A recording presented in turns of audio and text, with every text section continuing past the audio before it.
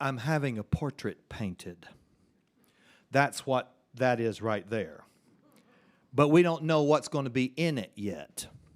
You see, in Summerville, South Carolina, where I live, we have so many people moving in from off. You look askance. Do y'all in East Tennessee not have that term, people from off? Oh, well, you need that term. Yeah, there are three distinct social classes in the low country of South Carolina. There are natives. Those are people who were born with a full measure of God's grace. And then there are people from away. That's generally another part of the American South. They can achieve heaven if they marry well. And then there are people from off. Now, they're not hopeless, but they need to be willing to take on our customs and our manners. Well, we have so many people moving in from off, and that new money always goes to a local auction, and they buy some portraits, people they don't even know who they used to be, and they slap them up on their wall, and we true natives call them bought ancestors. Well, they need a backstory for their bought ancestors. So I'm having a portrait painted. I decided that it would be a fun project over the course of time to just make up stories about an eccentric Southern family or two, rival families. None of it's the least bit true. And then we would have a portrait painted. I've already secured an artist who can do a group portrait of all these fictitious people. And the portrait will hang in the historic library in Summerville, South Carolina, the Henry Timrod Library. And if you're from off, then you can take your friends and relatives and your new neighbors into the library and just pick out an ancestor that you claim as your own. And you can tell them the backstory of your bought ancestor. So that's what I'm up to. So I thought it'd be fun while I'm here this week to give an episode of the bought ancestors each day while I'm at the International Storytelling Center. Yesterday, we began with the story of Junior and his rival on the opposite football team cross town. They're both high school boys that play football, Junior and J.R. They were both named for their daddies, so one goes by Junior and the other goes by J.R. And they were big rivals. Their whole families were big rivals, but they were able to settle their differences by hot wiring a bulldozer and pushing out a big mud hole on the new construction site in Summerville and inviting all their friends for mud wrestling after Friday night football games, and that was very friendly. And as teenagers mostly communicate by text messages these days, we're all for it in Summerville because at least it's face-to-face personal communication, even if it is mud wrestling. So that's where we left off yesterday. And when we left off yesterday, the story concluded with, you might be wondering how those boys, Junior and J.R. learned how to hotwire a bulldozer. Well, you know who his daddy is. And that's where we pick up today. Well, transportation is somewhat of a thing in that family, you know. Now, in order to figure out how they learned how to hotwire a bulldozer, you got to go back a generation or two. Of course, there was World War II. There are very few people alive today who remember that. But right after World War II, the Citadel, the military college in South Carolina, was then led by General Mark Clark. He was the leader of the Italian campaign during the war. And after he retired from his military service, he came to serve as president of our military college. And he immediately started to look for old pieces of Army equipment that he could turn into war memorials, honoring all of his colleagues and fighting men during the war. And he found out that way up at Fort Bragg in North Carolina, well over 200 miles away, there was a surplus Sherman tank. Now, generally, the people of Charleston, South Carolina are opposed to anything named Sherman. Enough said. But in this case, this Sherman tank had been used to defeat the Nazis, and so it would make an appropriate war memorial. The only problem was they had to get it from Fort Bragg down to the Citadel Military College, well over 200 miles away. And the only way to do that was just to drive the tank on the public highways across the state of North Carolina and well into the interior of South Carolina. Well, that was going to be a fun adventure. Well, it turned out to be more adventure than anybody could imagine. They were going to have to make a stop in Kingstree, South Carolina. Do y'all know the history of Kingstree? Oh, of course not. Let me fill you in. So Kingstree got its nickname way back in the American Revolution.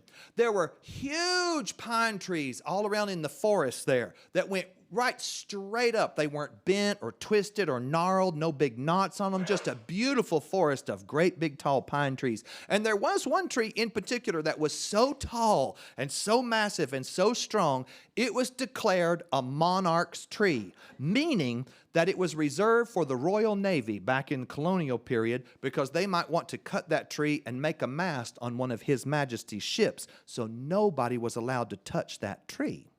Well, of course, eventually, we had that little thing called the American Revolution, and that having a king's tree in the middle of town, the town being named King's Tree for that great big pine, that just galled people. And ever since those times, nobody has liked government interference in King's Tree, South Carolina. You know, there was all kinds of surplus stuff after World War II, and when they started to build the highway right through King's Tree, they were going to have to take some land, you know, public domain and all of that. And so they sent government officials in to talk to farmers about yielding some of their land for a fair market price for the new highway system that was coming through King's Tree. And those government officials rode World War II surplus motorcycles. Well, there was a story went all around King's Tree about that motorcycle. Lots of folks, King's Tree, you know how you get there. You leave Charleston, South Carolina, go up past Summerville, you keep driving until you come to the fourth corner of the earth, and you turn left, and you come to King's Tree, South Carolina. So a lot of folks that lived in King's Tree, they had never seen a motorcycle in their life. That was a newfangled contraption during World War II and right after. So a government official one day came riding along up there by the lemon trees property. And that's J.R.'s family. J.R. Lemon Tree. That's not their real name, but to protect their privacy, I changed it. If they had a coat of arms, it would have citrus fruit on it. Yeah. None of it overripe, but plenty of it sour, if you know what I mean. So anyway, that's where the Lemon Tree family lived, and they were going to have to yield some of their land for this highway, so this government official came riding up on the motorcycle, and old Mr. Lemon Tree, he looked at his wife because they heard this thing coming along the road through the pine woods. And he looked over at his wife and he said, "Go get my gun." Well, she went in the house and got a double-barreled shotgun, came back and handed it to their husband, and they stood there out in the yard in front of their house waiting for whatever was about to attack them. And all of a sudden, round a curve coming out of that pine woods was that government official on who knows what, and that man just raised his gun and followed him right around behind the house, and his wife heard kabloom, and that thing stopped running. And he came back around the end of the house, and she said, "Did you get it?" And he said, "I don't know if I killed it, but I made it turn that boy loose." Well, that's the way people responded to government interference in King's Tree, South Carolina. And then one day, down the road comes a full-blown Sherman tank. And it rolls right into the gas station requesting a fill-up and a quick grease job. Well, one of those Lemon Tree boys, I think his name was Norman, as I remember. Norman Lemon Tree served as a pump boy there. And he was standing there trying to fill up, didn't even know where the gas cap on a Sherman tank was. And finally, when he figured out where to put the gasoline in, he was filling up the gasoline, and he was so busy studying that Sherman tank, was so taken with it, he had forgotten about all the other customers that had pulled in for gasoline. Well, there was a man who pulled in for gasoline. He was from off. And he had one of those funny accents, you know, like you hear in New York or New Jersey, you know, foreign countries like that. And he couldn't make himself understood. Well, a lot of times folks who are traveling, you know, that was back in the days when Disney World was just beginning to be a thought, but people had discovered South Florida. So there are all these people from off who are coming down the road on their way to Florida. They'd stop in King's Tree to gas up. And often they'd been on the road for several days, and their car was a little dirty. And they would ask for a whisk broom to sweep out their car. And so this little Lemon Tree boy, he saw this man, and he kind of turned around from gassing up that Sherman tank and wasn't half paying attention, and that man asked for a whisk broom so he could sweep out his car. At least that's what young Norman Lemon Tree thought. The man actually was asking if he had a rest room. Well, they couldn't understand each other on account of that foreign accent, and that man kept saying, I'm certain you have. He had just a little bit of something going on. He said, I'm sure you have a restroom that I can use. And he said, I'm sorry, sir, we don't have one. I would help you if I could, but we just don't have one. He said, I am certain that you do. All of these gas stations are public facilities. I need to use the restroom. And he said, I don't have one for you, thinking he was saying whisk broom. And finally, he got so exasperated, he said, look, mister, I'm trying to gas up a Sherman tank, but if you need one that bad, I'll take an air hose and blow it out for you. Thinking he was talking about the car. Well, General Mark Clark was driving that Sherman tank, and he was so impressed with that boy's ingenuity, even if it was misplaced, so to speak. He offered him a scholarship to the Citadel Military College. Well, those lemon trees, they hang on to their children like they're the last living generation.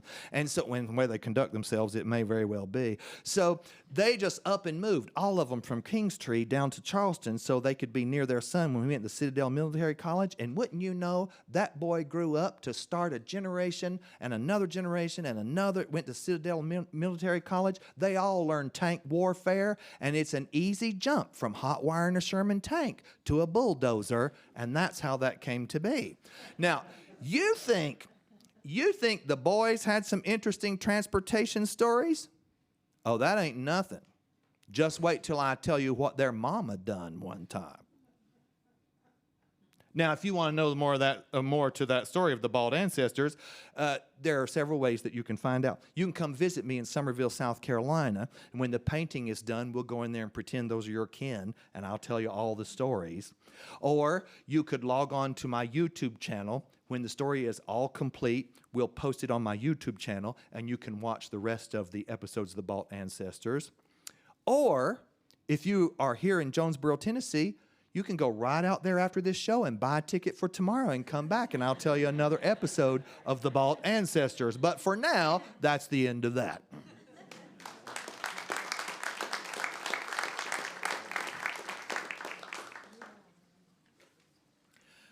A couple days ago, somebody asked me, they said, how do you storytellers remember all the stuff that you're talking about? And I couldn't help myself. I said, well, we don't. We just make it up as we go along. But the honest answer is there are tricks to the trade. There are ways that you can kind of cue yourself. And I don't mean scratching notes on your hand or playing that old, the old soap opera actresses. They used to, pretend they had the vapors and then grab the flowers and study them, and their lines were written on the bottom of the flower pot.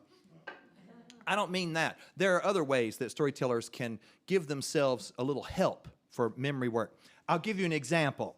You can use audience participation to help cue yourself as to what comes next in a story. One of my favorite stories from American history begins with a cannon shot. So when I say it all began with a cannon shot, I need y'all to go boom. Are you ready? It all began with a cannon shot. Boom. And that was the announcement that Captains Lewis and Captain Clark, they were headed off across the great American West with the Corps of Discovery, dispatched by President Thomas Jefferson. Mr. Jefferson had brokered a deal with France for the purchase of all the French holdings in the New World, in the very young United States. Only we had purchased a pig in a poke, so to speak. There had been a few trappers out there, a few mountain men, but other than that, most of the folks who lived back east really had no idea what we had acquired. Of course, Mr. Jefferson was hoping that we had acquired land that would have river systems that would link the United States all the way to the Pacific Ocean, and then we would have a quick route to China and Asian trade. So Captains Lewis and Clark were commissioned to gather a group of 40 men and explore this territory. And they thought since they were looking for waterways, they would travel by boat. So the whole thing began with a cannon shot near modern-day St. Louis. There was big fanfare, the cannon blasted, and the men waved goodbye, and off they went in keel boats, rowing those keel boats upstream for hundreds of miles. Now I need you to go, ho!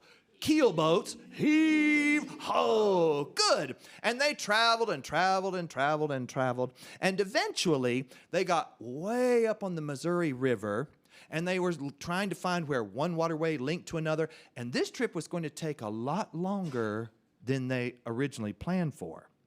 Winter was coming on, and so they decided that they would camp near a great Indian, we often say village, but it was probably more correct to say a city.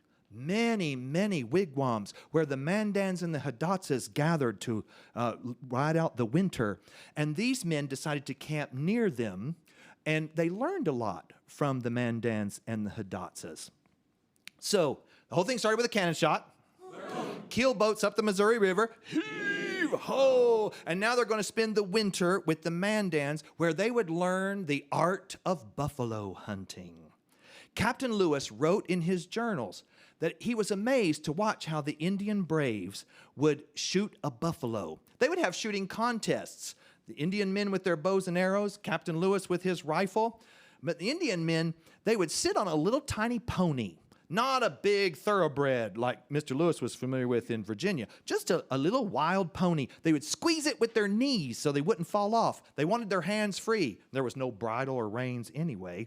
And they would take off on that pony and charge right out into a running buffalo herd, and then lower their bow sideways and shoot an arrow straight into a buffalo's rib cage. Being very familiar with the anatomy of the buffalo, they knew exactly where to place an arrow so that it would puncture a lung.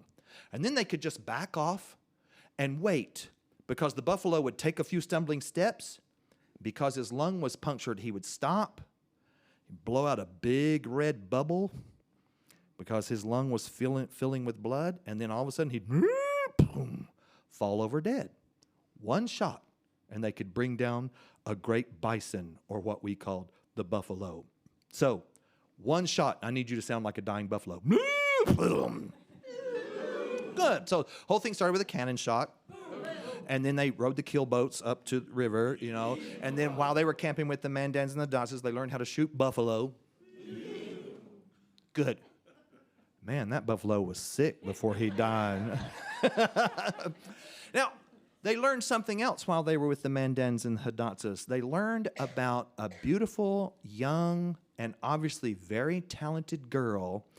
In our way of pronouncing her name, which is sort of an anglicized version of her name, they met who is now world famous, the beautiful, actually, they never painted a picture of her, but I imagine that she was beautiful. I love this character so much. I tell school children, if I had met Sacagawea before I met my wife, I'd be married to a different woman. They met world famous Sacagawea, the bird woman. She was probably 16, 17, 18 years old. She was married to a French trapper named Charbonneau, obviously very knowledgeable, and they thought that she would make an excellent guide for them. So Lewis and Clark hired not Sacagawea, because they were not authorized to hire a woman or an Indian, and she was both. So they hired her Frenchman husband, Charbonneau, knowing full well that he was pretty much a blooming idiot, but they wanted the talent of his wife, and she would go along with them. Well, before winter broke and they were ready to travel again, Sacagawea gave birth to a baby boy, and Captain Lewis helped deliver the baby. Now, he had read a few medical journals and things in case he needed to repair a broken bone or stitch up a bad cut. He never dreamed in a million years he would be delivering a teenager's child. And she went into distress, clammy skin, heart palpitations, and he was very worried. An old medicine man came to him and said, I know what to do to help that girl. Take the tail of a rattlesnake and grind it up and put it in a cup and pour hot water over and let her drink it, and she'll be all right. Lewis thought it was madness, but he was desperate and he didn't know what else to do. And so he ground up the tail of a rattlesnake given to him by the medicine man, poured hot water over it. She drank it. In just a few minutes, baby was born. She had regular heartbeat. Her skin was no longer clammy. And just a few weeks later, that baby was in a cradle board, and Sacagawea was leading that party out across the great unknown territory. I love her. You could say that. I love her. So the whole thing started with a cannon shot. Keelboats up the Missouri River. Wintering with the Mandan where they learned how to shoot buffalo. And then they met Sacagawea. Yes, I know you do. Sacagawea helped them find food. They thought game would be plentiful, but of course, particularly the buffalo, they roam. And even when you're walking across the Great American Plains, you can get yourself into places where there are no buffalo to be found. But Sacagawea knew what to do. She would walk along with a walking stick, tapping the ground, and every once in a while, the stick would just sink very easily into the soft earth. And she would point, men would dig, and they would find little mounds of grain and dried mushrooms. And they learned from her that when you walked along, when your stick sank, you had probably sunk into a field mouse nest. And they would hoard food, and you could rob the mice of their winter stores, and you could boil those mushrooms, and you could boil that grain, and anything that wouldn't kill a mouse probably is not going to kill you, so you're not going to get the wrong mushrooms. And they learned to eat that.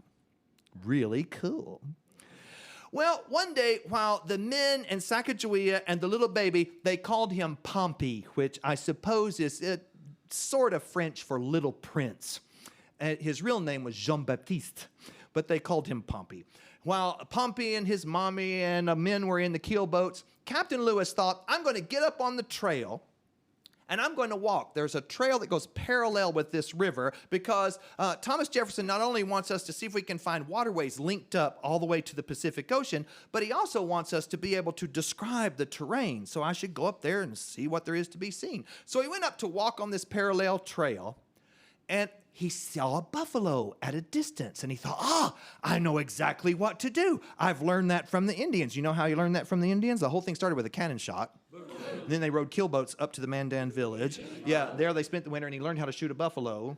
See, you can remember that the rest of your life now. So he thought, I know how to shoot a buffalo. And so he aimed his rifle. Sure enough, perfect shot, placed between two ribs. The buffalo took a couple stumbles. Big red bubble of blood came out of its nose, and it fell over. Now, he did not run up on the buffalo because he was a wise enough hunter to know it might take it a few minutes to truly expire, and you don't want to poke a buffalo you just shot.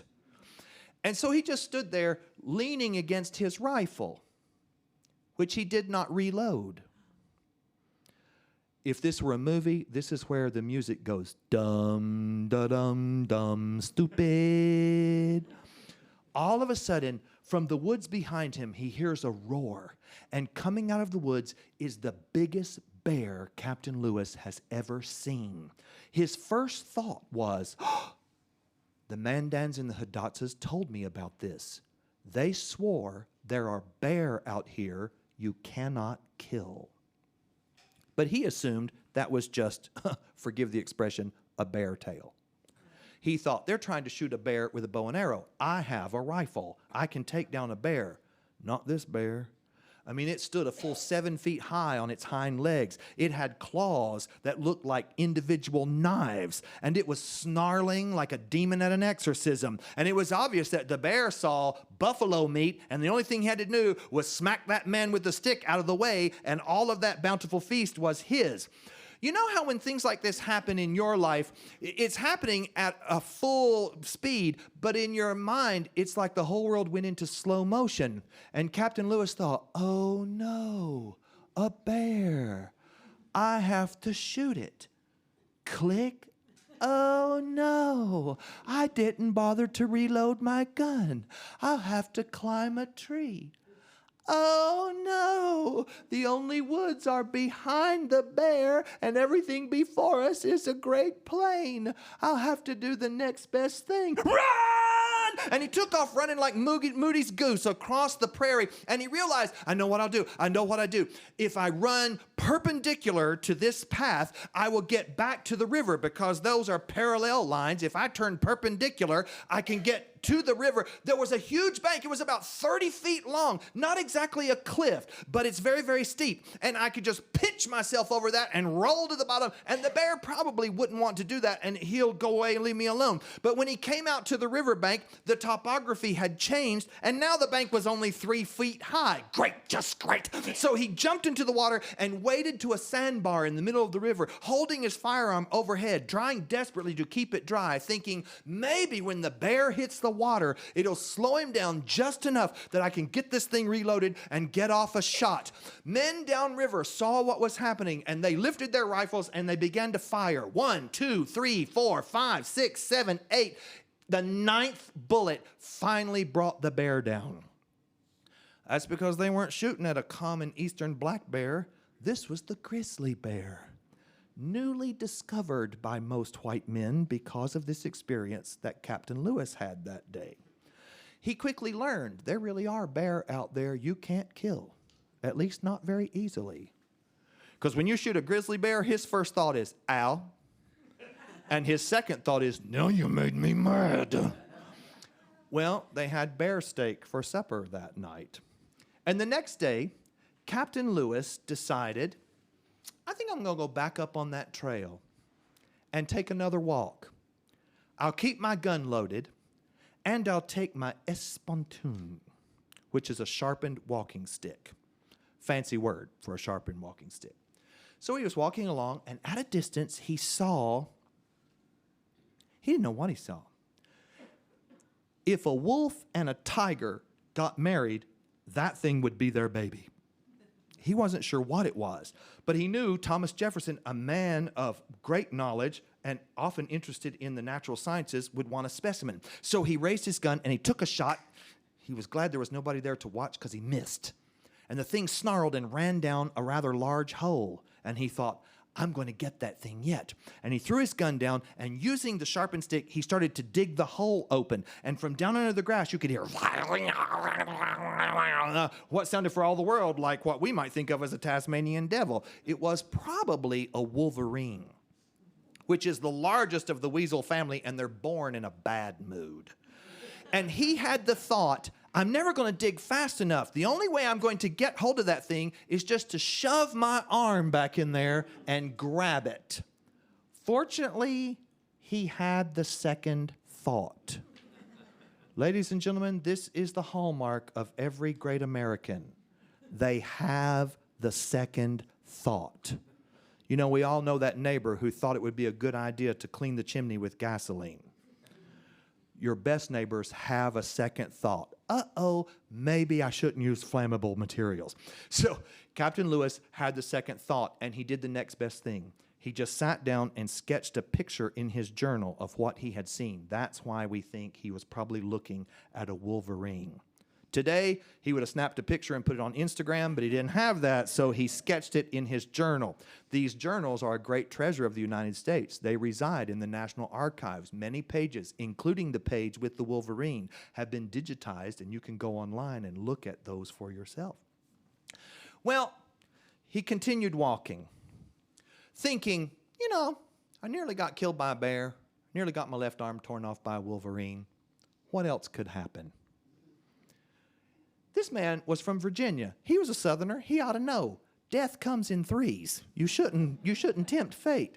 So he wrote about these things in his journal, wrapped his journal up in leather wrappings, built a small fire, and lay down by the fire, just rolled up in a blanket and his coat, and went fast asleep.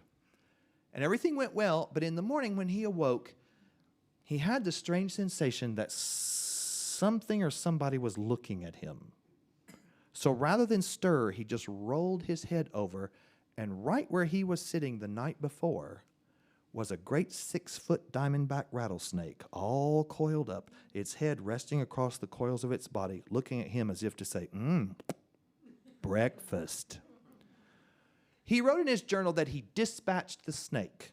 So we don't know how he killed it. We don't know if he shot it. We don't know if he stomped it, if he cut it. We do not know. But somehow he got rid of that threat. It may or may not have been that particular rattlesnake. The men saw more than one. But at some point along this journey, they doted on Sacagawea's baby and wanted to make him a little present. And they took the tail of a rattlesnake and tied it to a stick and gave it to the baby to play with like a baby rattle. Could you imagine being a young mother walking along with your baby in the cradle board? You step on a stick and it snaps and hits you in the back of the leg and you hear For safety's sake, when I go hiking, I let my children play on their iPad. It's much less scary. Well, eventually they had to leave the keel boats altogether because it was becoming more and more obvious that there was no water route, not even a network of rivers that would link up all the way to the Pacific Ocean. And they were going to have to leave the boats, and they were going to have to find a source for horses because looming in the distance, they could see the great Rocky Mountains, and somehow or another they were going to have to get up over those mountains. And as they traveled, Sacagawea started to say things like, "This looks familiar.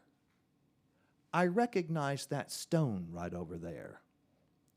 And then one afternoon, they saw some Shoshone men on horseback.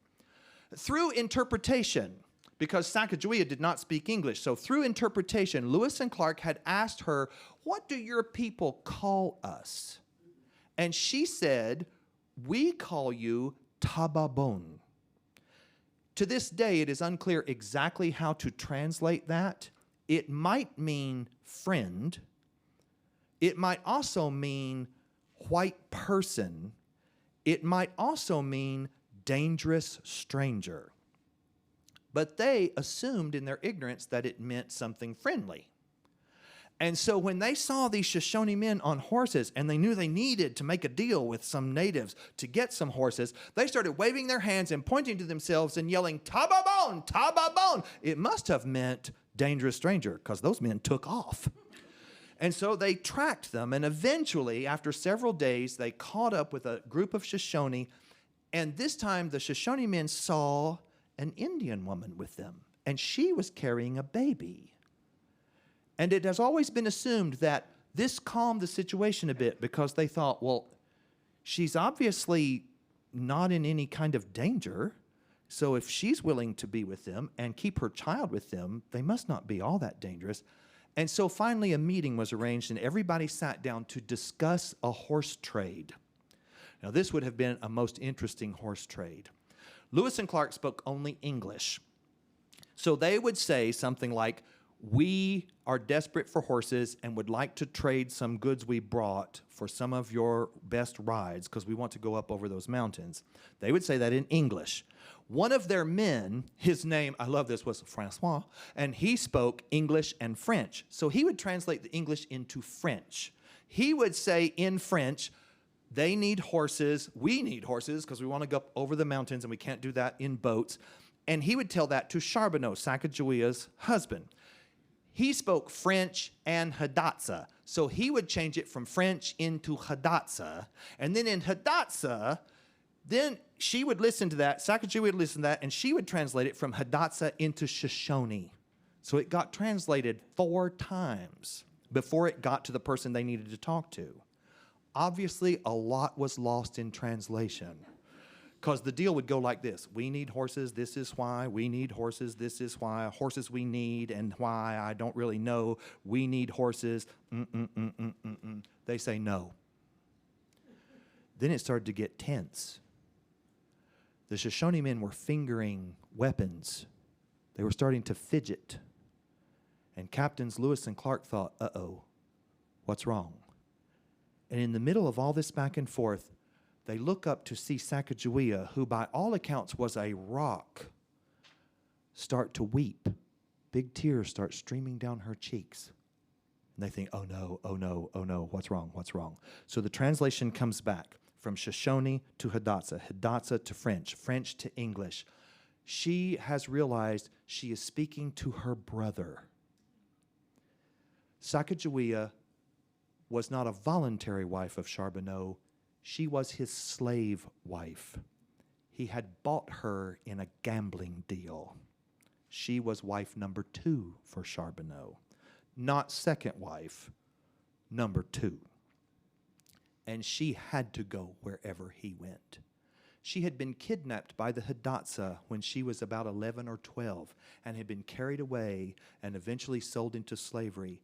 And now, several years later, she had managed to return to her own tribe and her own people and realized the man leading this meeting, an Indian man we know as Cumawait, was her brother. Well, Lewis and Clark thought, that's the end of that.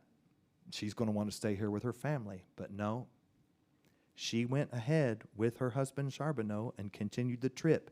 And now tension was eased because no longer were they selling horses to strangers who might be dangerous.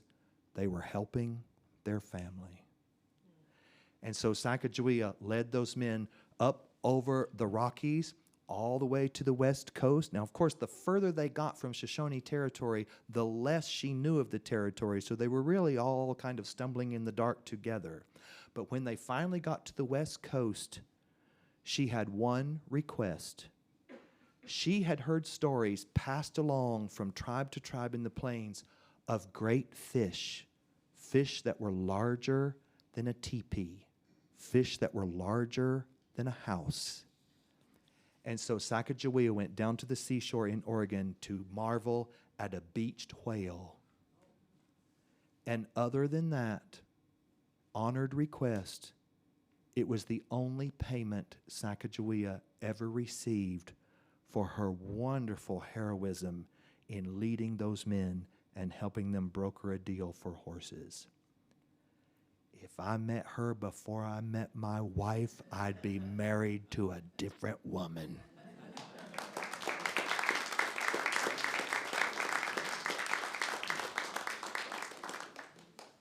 Many people want to know what happened to her after that. The historic record is very unclear. We do know that over that trip, she developed quite a relationship with Captain Clark in particular. And she saw that her world was rapidly changing. And so eventually she left both a son and a daughter in Captain Lewis's care, pretty much allowed him to adopt them so that they could be raised in English-speaking schools and receive an education because she knew they were going to have to get along as best they could in a white man's world. And she, for a time, tried farming with her husband Charbonneau, and for reasons that are not known to me, I've never found them in a book. They might be written down somewhere. That didn't work out, and so they went off on a trading expedition, and after that, she's just lost from the historic record. We really don't know what happened to her. It is speculated that she probably died before her 40th year of life. But I will always love her and think of her. She's like second only to Princess Di in my mind. When I was a little boy and I started school, I learned to drive a school bus when I was 6 years old. At least part of it. Yeah. Now, years ago, I don't know about in Tennessee, but in the states of North Carolina and South Carolina, if you were old enough to have a driver's license, if you were 16, you might have had to have reached your 17th birthday, you could drive your own high school bus. And there were a number of high schoolers who drove their own bus back in the day. But where I was a little boy in Kentucky, I never knew of a high schooler who was employed to drive a bus, but I learned to drive when I was 6 years old. I don't remember when I started out in school, I don't remember going to a meet the teacher night or anything like that. I just remember my mom one day helping me pick out a Charlie Brown lunchbox at the store and a brown book satchel. And then I suppose that was on a Saturday. And Monday morning, I was standing by the side of the road waiting for the big yellow school bus to take me to first grade. Kindergarten hadn't been invented yet. You just started right in on first grade. And when the big yellow school bus pulled up and the door popped open, I was the very first kid to get on early in the morning. When the door popped open, the whole bus was empty, and the first step was so high, I had to throw my book bag and my Charlie Brown lunchbox up onto the bus and then crawl up onto the first step. And when I got to the top step, I picked up my things and I looked up at the bus driver and he said, "Oh, I am so glad to see a big boy like you get on my bus. I'm going to need your help driving today. Put your things in the seat behind me." So I threw my things in the seat behind me. He was wearing an arm cast on his right arm that started at his knuckles and went all the way up past his elbow to his shoulder. One of those things where they wrap your arm in a plaster and bend the elbow like that. So he couldn't work the gear shift on the bus. And I suppose he was desperate to keep his job, and he wasn't about to let somebody else take over for him. And so he said, I'll tell you what, now you just stand right here in front of this big stick. Do you know your letters? And I said, yes, sir. He said, good. He said, it's like the letter H. We start up here at the top. And he said, when I say go, just pull it down to the bottom, like you're drawing the big stick on the side of the H, okay? So he pushed in the clutch, and I pull it down. He said, then go up and over, like you're crossing in the middle. So I go up and over. He said, and then back up. Now you're in third gear. Okay, good. And then he'd push in the clutch again. He'd say, now pull down one more time. I'd go down into fourth gear. He'd say, now way over there's an extra. That's reverse, but don't worry about that. We're not going to need that. And so I stood there, and he taught me how to work the stick on the stick shift bus. It was a little rocky at first, but it was okay. There's nobody else on the bus. By the time we'd picked up 3 or 4 kids, I had it down, and I worked the shift all the way to school that day. I was very disappointed when in the afternoon he let a 6th grader help on the way home. But that really was a great fun adventure. And then I took my book sack and my lunchbox, and I walked into my 1st grade classroom where a whole new world was opened up to me, largely by my 1st grade teacher. She was a force. Even the principal was afraid of my 1st grade teacher. She had been his 1st grade teacher. Oh, yes. And she was a force to be reckoned with. We loved her. She always had exciting things to share, but we were a little afraid of her, too. Her name was Wilder, Mrs. Wilder, and she would introduce herself this way. She'd put her hands on her hips, and she'd say, the name's Wilder, W-I-L-D-E-R, like a wild animal. And if you act up just like a wild animal, I'll be all over you. And boy, she meant it, too. She kept everything she needed for teaching school on her person, like a cowboy. You know how they have guns strapped on their side so they can shoot the bad guy, they can pull their boot off and fill it full of water and give their horse a drink, they can sleep under their hat. That was Mrs. Wilder. She kept everything she needed on her person, strapped to her. She didn't carry a pocketbook. She didn't have a little rolly cart with files. Most of it she tucked in down there, close to her heart. She kept a spoon down there, yes, and money down there. If you had forgotten your lunch money and you were standing in lunch line, like, oh no, I forgot my lunch money. Now, sometimes I took a lunch box. Other times I'd get in line. But if she saw a kid who didn't have lunch money, she said, what's the matter, honey? Did you forget your lunch money? She'd reach in, pull out a dollar bill and hand it to you.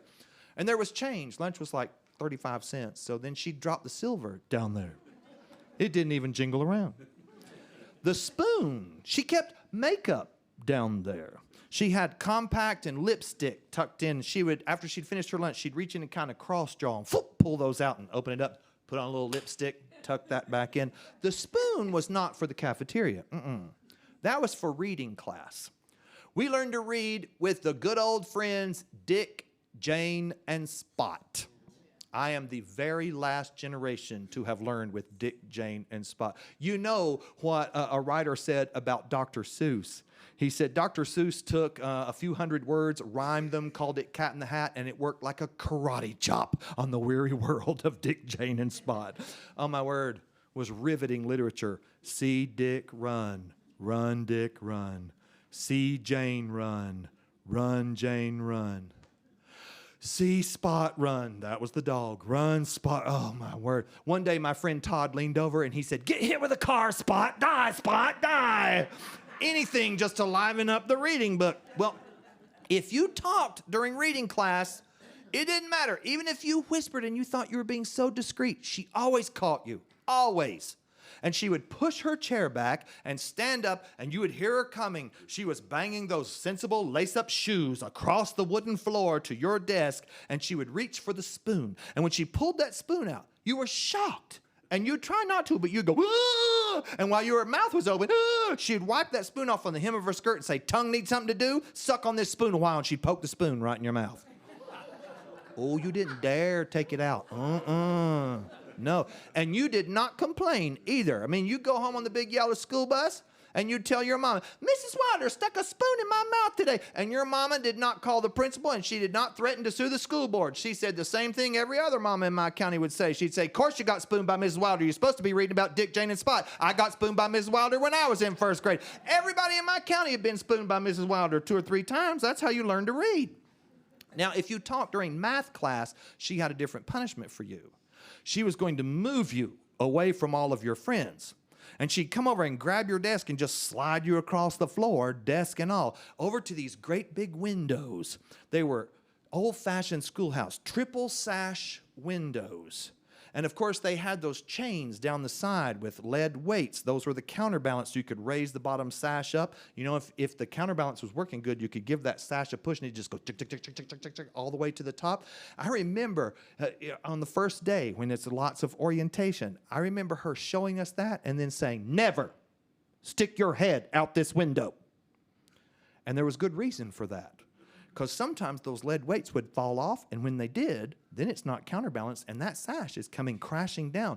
I remember when a boy got his finger chopped off in the window in 4th grade. Yeah, I'm not making this up. That's true. It was on account of the pencil sharpener. Over the Christmas break, they changed from hand crank to electric pencil sharpeners, and that was a big mistake because we were fascinated with this new technology. And so he kept going to the pencil sharpener and running pencils down. I mean, it's like plugging a beaver into the wall. Like, and he was up there playing with the pencil sharpener and absentmindedly laid his hand in the window, and that thing came crashing down, and it chopped off the end of his middle finger. We all saw it. It just went right out on the sidewalk outside. One of my friends said, I know what you do. I know what you do. You put it in milk. Actually, that's for a broken tooth. But it worked. He ran down the cafeteria and grabbed one of those little cartons of milk, ran outside and picked up the tip of his friend's finger and stuck it in milk. The principal put him in the car and rushed him to the emergency room. They sewed it back on. Next day, he was back in class. It was fine. You know, he had a war wound he could show everybody from then on.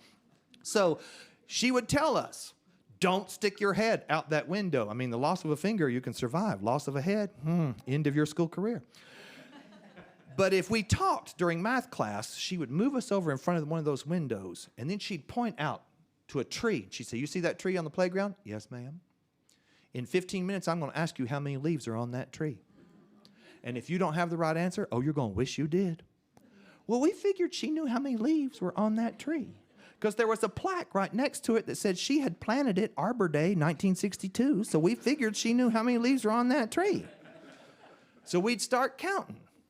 Well, now, my friend Todd, I knew my daddy, if I got a whipping at school, I was in one of those families where you get a spanking at school, you get another one when you get home. So I would have never sassed her. I'd just sit there and count leaves. But my friend Todd, he said one day to her, he said, I don't care. My brother Spencer was in 1st grade last year, and he had to count leaves lots of times. I know how many leaves are on that tree, but you could never get ahead of her. She said, every fall, they all come off, and when in spring, it's a new number, and God tells only me, so start counting. Oh, yes. She was really something fun. I think she's a big reason why I became a storyteller. It happened every week. On the first week of school, after 4 days of wild adventures, she said to us one day, or on Friday, at about 2 o'clock in the afternoon, she said, boys and girls, you may get out of your seats. That was a privilege in and of itself. You may get out of your seats and come here and sit on the story rug. And we all came and we sat down on a big rug where there was a rocking chair. And then she would honor a student, somebody who had good behavior all week. And she would say, I want you to go around behind my desk and fetch the big book. It was huge and really old, older than Mrs. Wilder. And you had to carry it very carefully because it was fragile. And we immediately decided, if it is not in the Bible, it is in the big book. And she would place this book on her lap and open it, take just a minute or two to leaf through the pages till she found what she wanted. And then she'd put her glasses on, right down on the tip of her nose like that, and she would begin to read us the most marvelous stories. That book was this huge fat anthology of all the traditional fairy tales. Hans Christian Andersen, the Brothers Grimm, the stories of Charles Perrault. They were all in there, particularly the stories of Hans Andersen. Oh, I remember those well. You know, in the stories of Hans Andersen, children freeze to death and get their eyes poked out, but it's just the most artistic eye poking you have ever heard in your life. Sad and tragic and yet beautiful stories. And we would sit and listen. Well, she'd been teaching school so long and knew those stories so well, she didn't really need to read the book. I don't think she would have ever called herself a storyteller, but it wasn't long before the book was just laying on her lap and she was looking at us and doing parts and making voices and acting things out with her hands, the big book acting like a stage on her lap in front of her, and we were enthralled. You know, she would read us the real stuff, like the real Cinderella. In the real Cinderella, when the prince comes around with that glass slipper, the wicked stepsisters realize right away their foot's way too big. So one of them chops her toes off with a butcher knife so she can shove her foot in that shoe, and probably would have ended up marrying the prince, but he saw blood oozing out of the slipper, and that gave her away. And of course, we were all yelling, more, more, read us more. Absolutely loved it. We might have told our parents about have to wear a spoon or keep a spoon in our mouth. Nobody ever mentioned Cinderella because we knew if we told our mothers, they might complain. We wanted to hear more, more. I love first grade so good, I spent a second year there. And then I went on to second grade. Second grade was largely a blur, probably because of cursive writing. Do they teach that anymore? Do you think they should teach that? Yes. Now, if I ask you why, you'll have all these justifications, but I'll help you out. The real answer is, I had to suffer through cursive writing, so children should have to suffer through cursive writing. I had somebody who recently said to me, how are they ever going to read the Declaration of Independence if they can't read cursive? I thought, oh, honey, they did print that a number of years ago. But we had to learn cursive writing. On second grade, up above the chalkboard, there was a length of posters. They were shaped like Conestoga wagons, and on each wagon was a letter of the alphabet in cursive. So the A wagon linked to the B wagon linked to the C wagon, and we had to practice all of our cursive. And then when I graduated second grade and went to third grade, we had a brand new teacher. Her name was Miss Clem, and she was straight out of teacher college, which meant she was a progressive. You know, she did not use counting leaves or spoons. She used disco.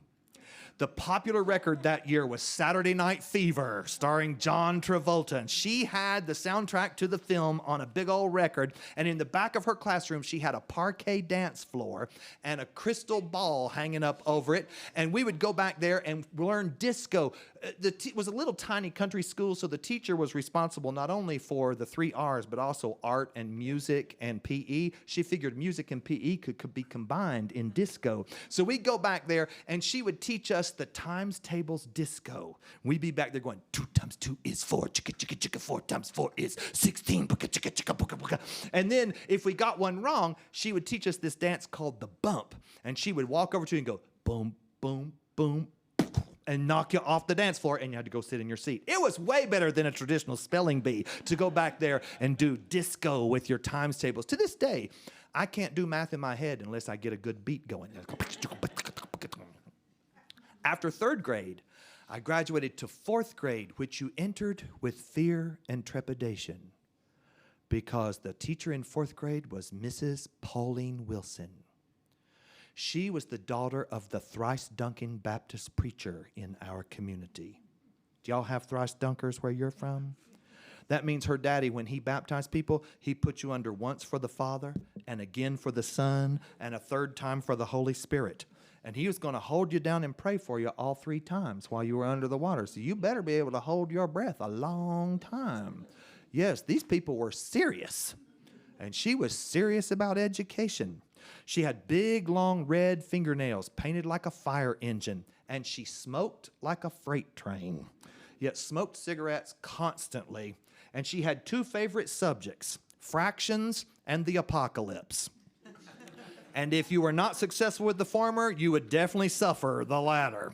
She ran off the fractions worksheets on a ditto machine. Yeah, big round drum with the purple ink. And of course, you'd flip those things off. Yes, the smell. We'd all go home with a purple dot on the end of our nose where we'd lifted those pages up. That's why the 1980s children had a drug problem. Ditto was the gateway drug, you know. Well, if we saw her headed to the teacher's workroom to use the ditto machine because we knew it was going to be a fractions quiz, we'd do our best to get her off track. In social studies, she was very committed to discussing current events. I mean, we were fourth graders. They say that a newspaper is written on about a fourth grade reading level. And she took that to heart, and she expected us to read the front page of the newspaper and be able to discuss it. So if we saw her going off to the ditto machine, somebody would shoot their hand up and say, oh, Miss Wilson, we forgot to talk about current events. She said, oh, yes, that's right, children. Let's get that out of the way. We'll do that right before math. Current events. Who looked at the paper or watched the news last night? Well, this was the height of the Cold War. You know, there were huge missile buildups in Russia and huge missile buildups in the United States. And Walter Cronkite would tell you all about that on the evening news. He smoked, too. Yeah, when I tell this to school children, they're aghast. I say, oh, yeah, he used to just sit right there at the news desk, smoking a cigarette and reading the news at the same time. And, of course, he'd tell you all about how the world was going to blow up a week from Tuesday, and then he'd look right into the camera and say, and that's the way it is. And so, you know, everybody was under this cloud thinking, well, we're all going to kablooey one day. We'd start talking about that. Well, Miss Wilson would get all worked up. She'd say, oh, yes, children, I know all about this. My daddy is a Baptist preacher. This is in the book of Revelation. China is the dragon. Russia is the bear. United States will work in there someday. And one of these days, somebody's going to push a big red button and boom, vaporized. That's what's going to happen to all of us. And she'd get so worked up that she'd need a cigarette to calm down. So then she'd give us extra recess. We were allowed to go out on the playground while she took a little trip down the teacher's lounge for a quick smoke. You remember when you would open the door in the teacher's lounge to deliver a note and a big blue cloud would come wafting out? That was because they were all worried about the end of the world and they were down there calming down with their cigarettes. She would send us across the road to buy cigarettes for her. Oh, yeah. No one thought a thing about it. She would open up her purse and take out some money, and she'd say, here, honey, do me a favor. Run across the store to, I remember the man who ran the little country store. His name was Gus Lewis. She'd say, run across the store to Gus Lewis's and buy me a pack of Virginia Slims and a Tab Pop. And there'd be a little extra, and you can buy something for yourself. So one day I ran her errand for her, and I got her cigarettes, and I got her Tab Pop, that pink diet pop. And I thought, Miss Wilson gets that pink pop. I'll get me one of those. I cracked that thing open. Oh, my word. I'd rather eat a cigarette. Golly, that's the nastiest. I thought, this is how you win the Cold War. Just ship this stuff over to the enemy. They'll die. Well, we took all her worked up business about the apocalypse very seriously. And so we'd go out on the playground and we'd sit in the swings. My friend Jeff and I, we'd sit in the swings. We'd talk about what were we going to do if the Russians landed while we were at school. In our imaginations, it was like some old World War II movie, you know, paratroopers coming down. And one day, my friend Jeff, he said, I know what. You know, if you run to the end of the hall, there's that great big door, and it has a sign on it that says, do not open or alarm will sound. I said, yeah. He said, we'll run down there, bust through that door, an alarm will go off, and that'll call the police and let them know the Russians have landed, and then we'll run down to Miss Wilder's room and jump down there, and they'll never think to look for us. And that was the end of that.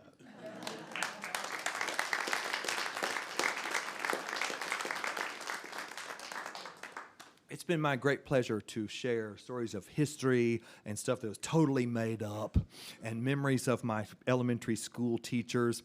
I believe I could have just based my whole career on my teachers. I will forever be grateful to men and women who just poured their whole life into mine and gave me such a great experience in my education days. I hope to see you again.